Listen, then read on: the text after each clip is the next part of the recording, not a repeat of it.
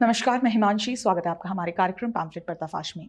2024 लोकसभा चुनावी माहौल के बीच ईवीएम पर भी सवाल उठाने का पूरा प्रयास किया जा रहा है।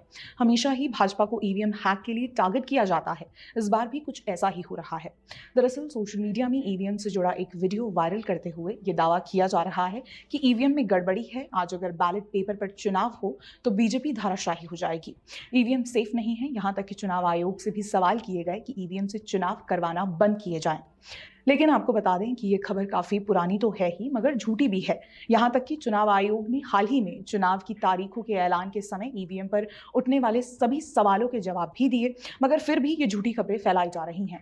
जिसमें सबसे पहले ईवीएम में गड़बड़ी वाले वीडियो की पड़ताल में हमें एबीपी न्यूज के आधिकारिक यूट्यूब चैनल पर वायरल किए जाने वाला वीडियो मिला। वीडियो 1 अप्रैल 2017 का है और इस खबर में मध्य प्रदेश के भिंड में ईवीएम में गड़बड़ी पाए जाने पर एसपी और कलेक्टर को हटाए जाने की जानकारी दी गई। लेकिन बाद में आज तक और इंडियन एक्सप्रेस की एक रिपोर्ट भी मिली जिसमें गड़बड़ियों के इस मामले में ईवीएम को क्लीन चिट दे दी गई। यानी चुनाव आयोग द्वारा यह साफ किया गया कि ईवीएम में कोई गड़बड़ नहीं पाई गई है। लेकिन अब इतने साल पुरानी खबर को, वो भी अधूरी खबर को शेयर कर फेक न्यूज पेडलर्स भाजपा सरकार के खिलाफ अपना एजेंडा सेट करने का प्रयास ही तो कर रहे हैं। आगे बढ़ते हैं। उत्तर प्रदेश के बदायूं में आप सभी ने देखा कि कैसे एक सैलून चलाने वाले साजिद ने 2 मासूम बच्चों की बेरहमी से जान ले ली, जिसमें साजिद के साथ उसका भाई जावेद भी था। इसी को लेकर सोशल मीडिया पर झूठी खबरें फैलाई जा रही हैं। सोशल मीडिया में फेक न्यूज पेडलर्स द्वारा ये दावा किया जा रहा है कि हत्या करने वाले साजिद और उसके भाई जावेद का मृतक बच्चों के परिवार के साथ अक्सर झगड़ा होता रहता था। परिवार के बीच लंबे समय से विवाद होने का दावा कई फेक न्यूज पेडलर्स द्वारा किया गया, जिसे कथित फैक्ट चेकर मोहम्मद जुबैर द्वारा भी रीट्वीट किया गया।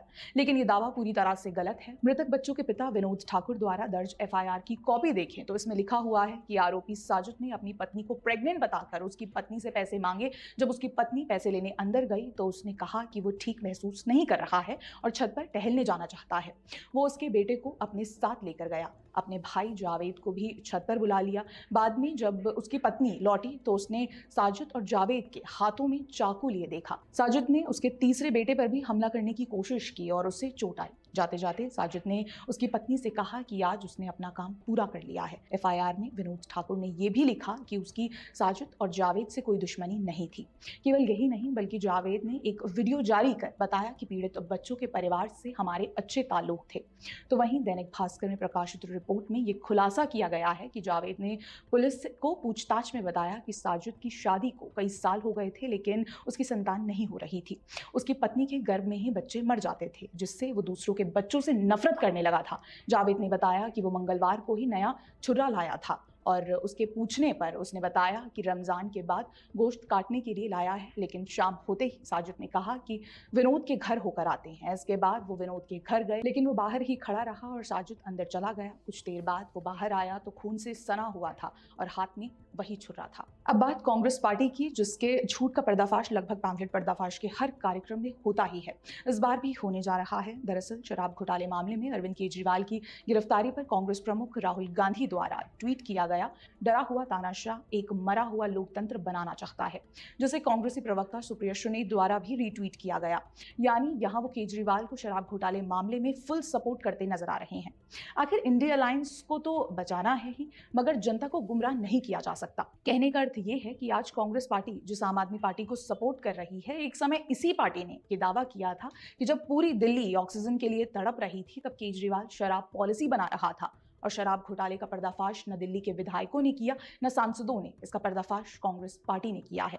आप खुद ही सुनिए सुप्रिया सुले का ये पुराना वीडियो। जब दिल्ली शहर में लोगों के सिर पर मौत का साया मंडरा रहा था और लोग बिना ऑक्सीजन के बेदम होकर तड़प तड़प कर दम तोड़ रहे थे, तब दिल्ली की अरविंद केजरीवाल जी की आम आदमी पार्टी की सरकार शराब की नीति पर काम कर रही थी। यह प्राथमिकता है इस सरकार की।